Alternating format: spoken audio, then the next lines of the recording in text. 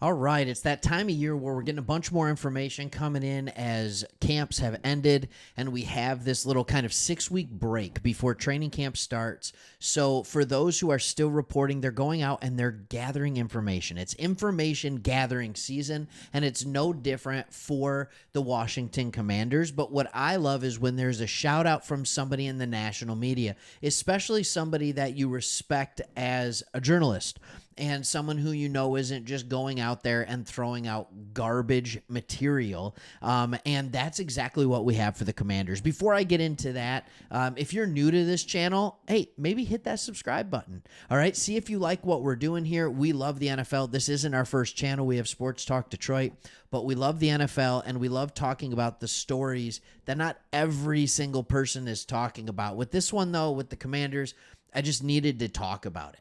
And there was an article that came out, and it was Jeremy Fowler reported Saturday after talking to people around the league when he had to answer the question of who's somebody around the league that stands out based on who you've been talking about. He said none other than the new signal caller for your Commanders, Jayden Daniels. All right. Here's what he had to say, because there was a lot and we'll go through a lot of it, but then I'm going to back it up with certain stats and give you some things that you may not have even realized about how good his season was that he had last year in college football in the toughest conference in college football.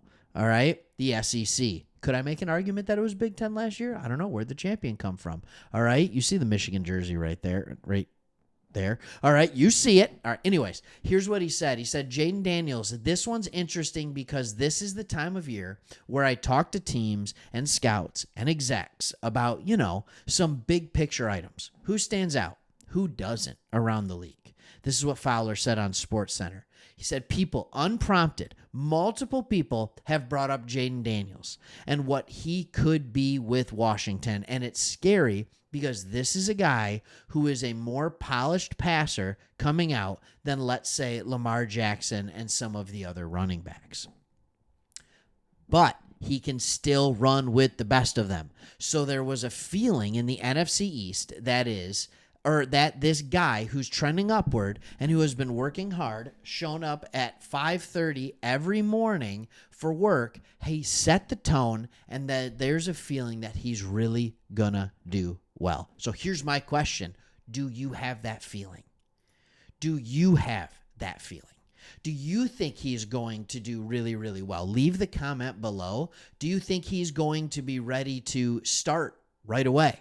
Do you think he's going to be the guy? I mean, I don't know who else would start. Are you going to start Driscoll? Are you going to start Mariota? Right? Like, he is going to be the unquestioned starter from day one. The question you have to ask yourself is, do you think he's going to be the guy? Now, where I'm in Michigan. I'm actually in West Michigan, so there's a lot of Bears fans here. And I'm telling you, there was serious push from the Bears fan base in West Michigan for Jayden Daniels as the number one pick. Like, they wanted to see that happen. Are you happier with Daniels than you would have been with Caleb Williams? Like, are you almost happy you had the number 2 pick so you could get Daniels? All right, that's kind of what my big question is. All right. There's more quotes. It said, I said recently, I think it sums it up great. He has the humility and kind of hunger of the young player. I've got a lot to prove. I've still got a lot to learn, but he also has the swagger and calmness of a veteran player. I think those 50-plus starts from Arizona State and LSU, that seems to come about. You see him on the field and in the huddle, that's where he's at his best. So I'm going to go ahead and prove that what was being said just then is even more true. Let's look at him as a passer. He wasn't bad. Like, he wasn't bad when he was at Arizona State. I'm not going to say that. Like, when he was a freshman, all right, he threw for almost 3,000 yards, all right, 17 touchdowns to 2 interceptions. Like, his accuracy was not there, but he wasn't bad. He wasn't bad as a junior when he threw for 2,400 yards, all right? I'm not saying he was good, but he wasn't bad. And then he comes to LSU his senior year, and all of a sudden, he's good. but he's not remarkable. 17 touchdowns to 3 interceptions. And then exactly what Fowler's talking about, everything comes together and he ends up being elite. And when I say elite, I mean in a ridiculous way elite. All right, I'm talking 3,800 yards passing. I'm talking almost 1,200 yards rushing. And we're talking about touchdowns galore, 50 total touchdowns. And if you want to know how that ranks, all right, this was an article I found from right before the Heisman was awarded, and it talked about where does he stack up as the heavy Heisman favorite at the time against other great ones. First, they compared him to the other two players, Bo Nix and Michael Penix Jr. Not even close. Not even close on their PFF grade, not close on total yards, wins above replacement or above average, I guess it would be, or total touchdowns. He beats them in every category. But this is where things get really interesting, is when you compare him to the past Heisman winners since 2014. All right, so he has the second highest PFF grade of all of them. Now, if you're not a PFF person and you're more like a, hey, show me practically what happens, well, he's still right in there with all of them. Total yards. All right, it was just Joe Burrow and Lamar Jackson that had more total yards. Those guys ended up being really good professional quarterbacks. All right, only Joe Burrow, Kyler Murray, Lamar Jackson, and believe it or not, Marcus Mariota. All right, take it with a grain of salt. 2014, Chip Kelly, Oregon. All right, had more total touchdowns. This is a guy who has been producing or did produce at one of the highest levels we've ever seen. And I think sometimes we forget about that. We forget about that. He had almost 400 more yards than Caleb Williams last year. All right, and I don't mean last year. I mean than Caleb Williams last year that he won the Heisman Trophy. So Caleb Williams' big breakout season in 2022, he had 400 more yards. He had 3 more touchdowns. All right, he put together a PFF rating that was 3 points higher.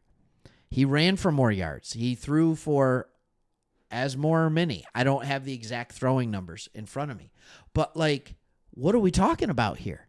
This guy did it all. And then you can have the question, because it's fair that you can ask the question, was it Jayden Daniels or was it his receiving core? All right?